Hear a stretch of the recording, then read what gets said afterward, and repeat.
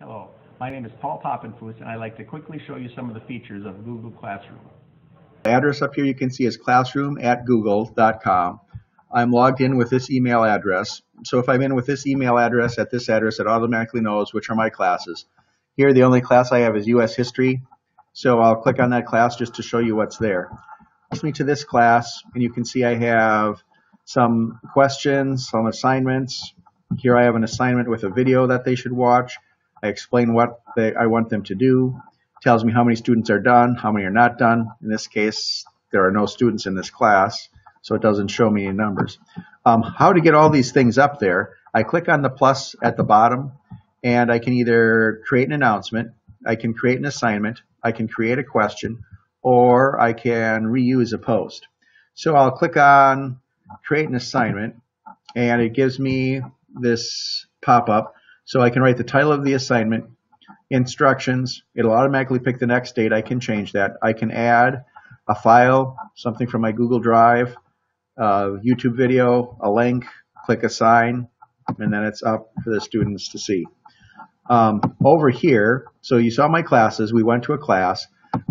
There's a calendar that will show when the assignments are due. So as soon as I type them in Google Classroom, they also pop up on the calendar. The work, this would show me what work has been done, well, what's assigned and what's been done, and it'll show me none of it's done. No students are not done because there are none in the class. I don't have time right now to show you how to get students to come to your class. That would be another video. But this is a real interesting thing to show how easy it is to put work up and then find the work, see what's done, see what's not done. Anyway, I hope this helped you find out a little bit about Google Classroom, and I hope that you're interested enough to use it and to try it, and maybe someone will even tell you how to get students to come and do the work. Anyway, thank you very much. Bye. Okay, now I'm going to take you through the assignment portion of Google Classroom. As from the teacher side, as you can see here, I've got a number of different classes already set up. Because I don't teach social studies at all, I'm going to actually go to my 5th and 6th grade life science stream here. And if I click on that and that loads up, you can see all of the assignments that my students have completed in the last few weeks. I don't need to scroll all the way down. You'll notice this assignment has a video added to it. If I click on the edit button right here, you can add either a file, a Google Drive item, a YouTube video, or just any link. And so I did a video search on YouTube to help them understand more in depth what the assignment was about. I'll just cancel that. So then, if I go to my most recent assignment here, chapter 1410, I can see how many of my students are done and how many are not done. So I click on the number for how many are done. You can see all their names here. And then in order to grade one of theirs, I simply need to click on their name. And it opens the Google Drive item right here for me. Then let's say I need to make a comment and perhaps take some points off. I can type in a comment here and maybe take 3 points off for that. Once it's there, go through the rest of my correcting, typing in the comments. Go back to the classroom stream then. You can set the amount of points right here, or you can make it an ungraded assignment. And then I can enter the amount of points in right here, and that would be the grade for that particular student. Once all of the assignments are graded, see it's a rather lengthy list here, all of them will be checked, and then you click the return button, and the students can view their grades and your comments.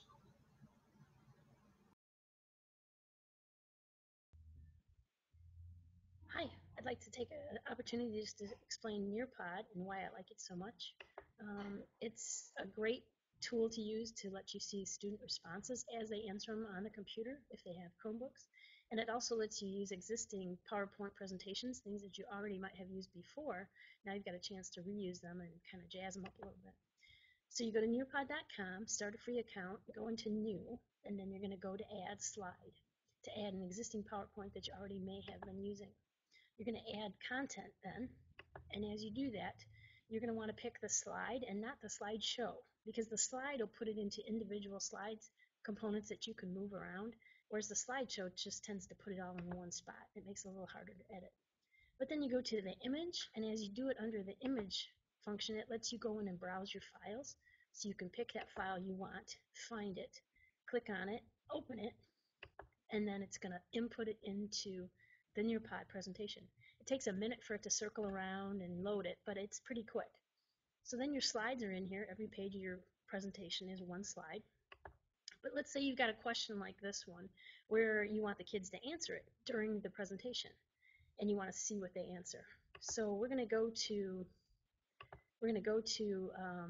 add a slide again, but this time we're going to add an activity, and this is a poll question. And I find that the poll questions and the open-ended questions are the easiest ones to input into this. So it's going to look like this. You type in your question, you type in your answers, and then you save it. So here's what my poll question looks like. And I'm just going real basic question based on that slide that they were watching.